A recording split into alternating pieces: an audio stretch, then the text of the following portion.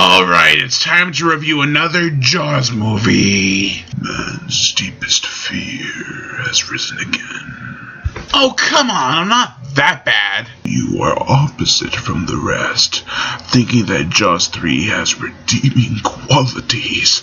You wanker. Wanker? Well, I guess I'm gonna have to show you how opposite I am from everybody else. This time, it's personal. Jiminy Crickets. Welcome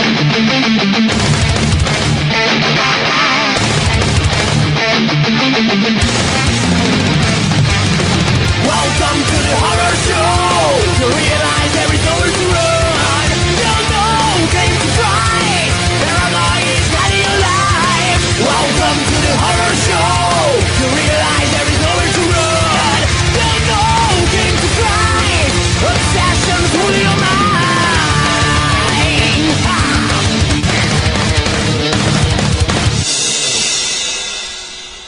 Jaws: The Revenge. The fourth and so far final installment in the Jaws franchise. This installment is poorly written and thought out, and has such horrendous special effects that the film has a sort of easygoing charm to it. So, by the time I was 11, I had finished the Jaws franchise and loved every single one of them for different reasons. When I was a child, I wished to see 80s movies have more special effects, but what I didn't realize is how much was left to the imagination. That's what terrified me more.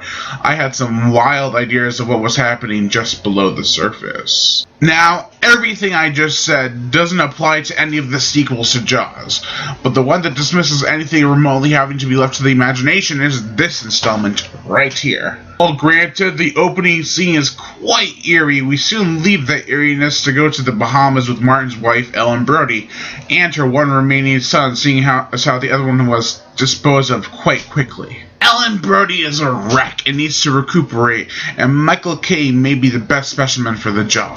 Meanwhile, the shark that killed Ellen's son, in Amity Island, mind you, has followed them all the way to the Bahamas. Yeah, I know. Very interesting. What was the other word I'm looking for? And fake! What were we talking about again? Oh yes, now that the shark is there, it can just kill one more measly person, depending on which version you watch, and that is enough for Ellen to go total spear driving into shark crazy. Now, I read most of the novel that was adapted for this movie, and wouldn't you know it, they write a novel for Jaws 1, 2, and 4, but not for Part 3. As if things weren't screwed up enough. Anyways, in the novel, it states that some islanders put a voodoo curse on the family, I believe, and that is how the shark is able to teleport from one place to another, or something like that. Seems legit. Well, about as legit as posting a framed picture of Martin Brody in the police station so they could have acknowledged some special appearance of Roy Scheider, whose character died of fear. How can you say he died of fear, man?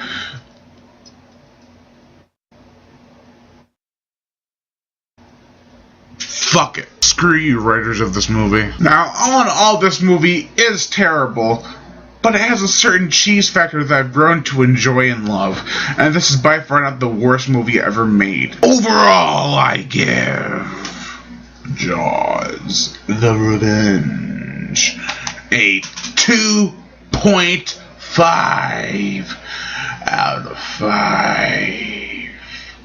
Just like Jaws 3. I was trying to decide whether I should give Jaws 3 or Jaws: The Revenge a 2.5 out of 5.